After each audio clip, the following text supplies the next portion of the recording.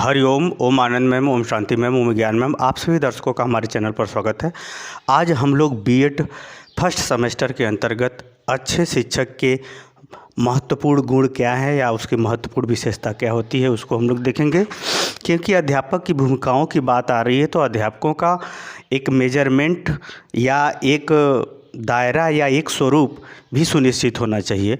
तो अगर अध्यापकों के हम उसके शिक्षार्थी पहलू, उसके मध्यस्थता का पहलू और उसके जो है विद्यार्थी जीवन के संबंध में किए जाने वाले सहगामी व्यवहार संबंधी पहलुओं को अगर हम लोग अध्ययन कर रहे हैं तो इसका अर्थ यह है कि ये सब अध्ययन किसी पैमाने या किसी निश्चित व्यवहार या व्यवहार के एक प्रारूप के अंतर्गत देखना उचित होगा। इसलिए शिक्षक का व्यवहार उत्तम कैसे हो या अच्छे शिक्षक की विशेषता क्या होती है या एक शिक्षक के कौन कौन से गुणों को उसको धारण करना चाहिए जिसके आधार पर वह जो है अपना शैक्षिक कार्य करने के साथ साथ अपने आध्यात्मिक, भौतिक और विद्यार्थी जीवन में उत्तम से उत्तम योगदान दे सके और अच्छे से अच्छे ढंग से पढ़ाते हुए अधिगम करा सके। उन बातों को हम लोग अगर देखें तो एक अध्यापक का सबसे बड़ा गुण ये होता है, अगर हम बात करें तो सबसे अगर बड़े गुण की बात करें तो अध्यापक जो है विद्यार्थियों के संग सहयोगी और मित्रवत व्यवहार करता है।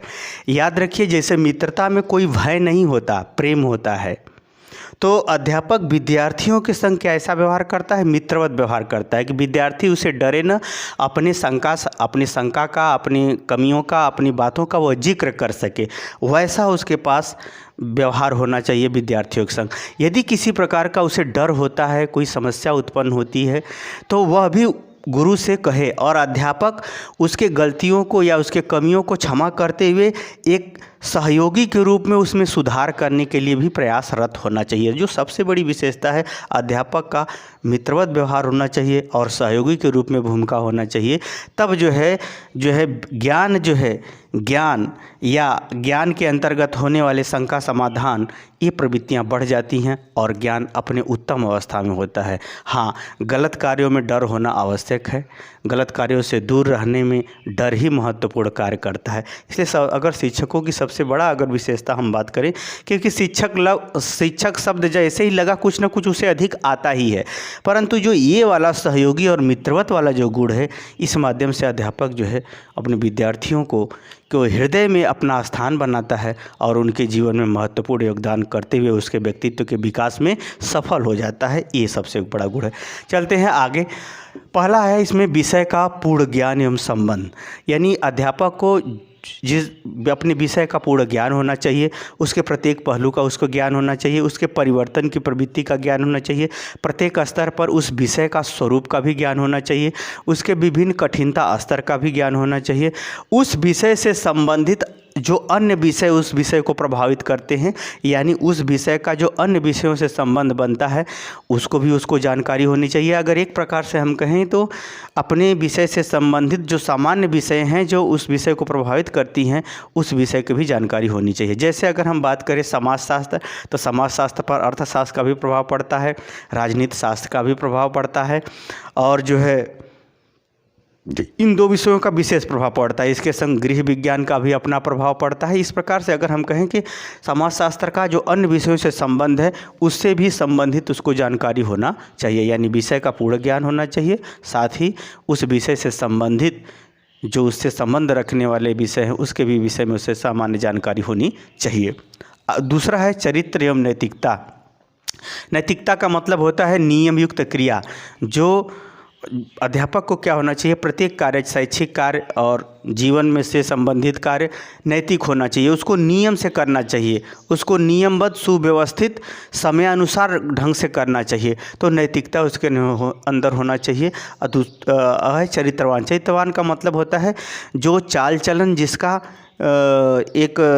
चाल चलन अच्छा हो, या ये कहें कि जिसका स्वभाव या वो सत्य बोलता हो, वह जो है सबके प्रति न्याय रखता हो और जो है वह शारीरिक रूप से शुद्ध भी हो और उसका जो है गतिविधि, जो लेन देन व्यवहार है, जो कुछ भी है सामाजिक जीवन में, उसका जो व्यवहार है स्पष्ट होना चाहिए।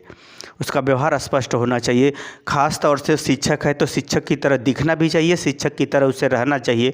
तो इस प्रकार से जो है चरित्र, उसके चाल चलन संबंधी जो गतिविधियां हैं वह सुनिश्चित, व्यवस्थित, स्पष्ट और सही होना चाहिए। तो जो है अध्यापक अच्छा माना जाता है या अच्छा अध्यापक की विशेषता मानी जाती है। तीसरा है सामाजिक एवं राष्ट्र प्रेम।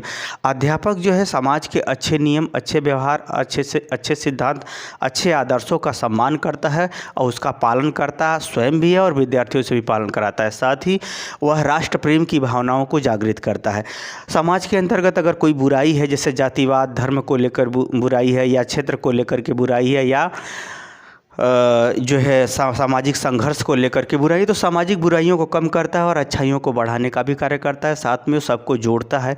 एकता, राष्ट्र की एकता, राष्ट्र के प्रति भावना, राष्ट्र के प्रति समर्पण इत्यादि गतिविधियों को भी बढ़ावा देने संबंधी जानकारी, आदर्श, मूल्य इत्यादि के बारे में बताता है। कहानियों के माध्यम से बताता है। समर्पण, त्याग और महानता के विषय में बताते हुए सबको एक, जैसे माला है उसमें सभी फूल एक ही धागे में पिरोए जाते, उसी तरह से समाज के प्रत्येक क्षेत्र को जो है वह जो है राष्ट्र के प्रेम में जोड़ता है। राष्ट्र के एकीकरण की भावनाओं को जोड़ने वाली प्रवृत्ति उसकी होनी चाहिए। ये भी अच्छे अध्यापक के गुण है। चौथा है मनोवैज्ञानिक दृष्टिकोण। मनोविज्ञान किसे कहते हैं? मानव व्यवहार का वैज्ञानिक अध्ययन ही क्या कहलाता है? मनोविज्ञान कहलाता है। मानव व्यवहार का वैज्ञानिक अध्ययन ही क्या कहलाता है? मनोविज्ञान कहलाता है। तो खासतौर से जो अध्यापक, अच्छे अध्यापक होते हैं, जो अच्छे शिक्षक होते हैं, वह समाज के प्रत्येक पहलू या शैक्षिक संबंधी जो प्रत्येक गतिविधियां हैं उनको, व्यवहारिक पहलुओं को सिस्टमेटिक, वैज्ञानिक ढंग से अध्ययन करते हुए वैसा व्यवहार करता है। वैसा व्यवहार से, वैज्ञानिक ढंग से अध्ययन करने के लिए विद्यार्थियों के भी व्यवहार को वो देखता है। ऐसा नहीं कि कोई कुछ कह दिया वो मान लिया। यानी कहने का मतलब यह है कि वह व्यवहार का वैज्ञानिक अध्ययन करते हुए उसके प्रति उचित रवैया या उचित अधिगम या उचित व्यवहार विद्यार्थी के प्रति अपनाता है। वह पूर्वाग्रह की भावना या ऐतिहासिक परिप्रेक्ष्य में जाकर के जातिगत द्वेष की भावना इत्यादि वो उसका पालन नहीं करता। वह वर्तमान में प्रमाण के आधार पर व्यवहार करता है। उचित व्यवहार करने में उसकी विशेष रुचि होती है। यानी मनोवैज्ञानिक दृष्टिकोण, जैसे अगर कोई छात्र गलती कर रहा है पढ़ने लिखने में या कहीं समस्या हो रही है, तब उसका वो मनोवैज्ञानिक अध्ययन करेगा। वास्तव में इसके पीछे कौन सा फॉल्ट था, इसमें किसने कौन सा चीज़ नहीं पढ़ा था, उन सब बातों को ध्यान में रखते हुए वो मनोवैज्ञानिक दृष्टिकोण अपनाते हुए उसको जो अधिगम कराने पर बल देता है, या मानव व्यवहार को सुधारने पर, या विद्यार्थी को सक्रिय रूप से अनुभव के माध्यम से अधिगम कराने पर बल देता है, या विषय का ज्ञान कराने पर बल देता है। ये भी अध्यापक का विशेष गुण होता है। अगला है संवेगात्मक नियंत्रण, जिसको हम लोग सामान्यतः संयम कहते हैं। संवेगात्मक का मतलब होता है मानव में जो संवेग होती हैं, जो भावनाएं होती हैं, जो फीलिंग्स होती हैं, उस पर वह उसका नियंत्रण होता है। वह जो है जैसे काम, क्रोध, लोभ, इन तीनों पर बहुत ज़्यादा उसका नियंत्रण होता है। काम की अगर भावना भड़केगी तो वह अच्छा चरित्रवान भी नहीं हो सकता।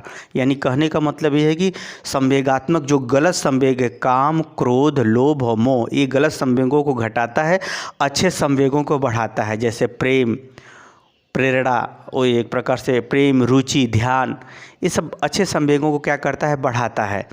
तो अच्छे संवेगों को बढ़ाने का कार्य करता है अपने ज्ञान द्वारा, अपने विवेक द्वारा, और अच्छे गलत संवेगों को घटाता है। यही प्रक्रिया वो विद्यार्थी के लिए भी अपनाता है। तो अच्छे संवेगों का विकास और गलत संवेगों का कंट्रोल या नियंत्रण करता है। तो ऐसे में होता क्या है कि जब गलत संवेग नियंत्रण में होते हैं तो वह कोई भी व्यवहार जो है असामाजिक या अवैज्ञानिक नहीं हो पाता उससे। तो जब गलत संवेगों को वह रोक लेता है और अच्छे संवेगों को बढ़ा देता है तो उसके व्यवहार में एक चमक आ जाती है, एक प्रेरणा हो जाती है, एक आदर्शात्मक रूप ले लेता है। यही कारण है कि संवेगात्मक रूप से जो नियंत्रित शिक्षक होते हैं वही जो है अच्छा व्यवहार सबके प्रति अपना सकते हैं, क्योंकि विद्यार्थियों में विविधता होती है और विविधता के लिए भावनात्मक रूप से नियंत्रण होना आवश्यक होता है। क्योंकि भावनाओं में बह के आप न्याय करेंगे, भावनाओं में बह के आप व्यवहार करेंगे तो फिर आप और जानवर में कोई अंतर नहीं रह जाएगा। इसलिए भी संवेगात्मक रूप से नियंत्रित होता है अच्छा अध्यापक, जो विभिन्न गतिविधियों को अपनाते हुए विद्यार्थी को अधिगम कराने पर बल देता है। अगला है परिवर्तन एवं अनुसंधान का ज्ञान। समय बदल रहा है, आवश्यकताएं बदल रही हैं, परिस्थितियां बदल रही, तो समस्याएं भी बदलेंगी, लोगों की इच्छाएं भी बदलेंगी। परिवर्तन के साथ उसे विषय का ज्ञान होना चाहिए, साथ ही उस विषय में वर्तमान आवश्यकताओं को पूरा करने संबंधी खोज की बातों को भी उसको जानकारी में रखना चाहिए, ताकि वो वर्तमान आवश्यकता को पूरा कर सके और समस्याओं से लड़ सके और संघर्ष को स्वीकार करते हुए भविष्य के लिए अपने को आपको तैयार कर सके।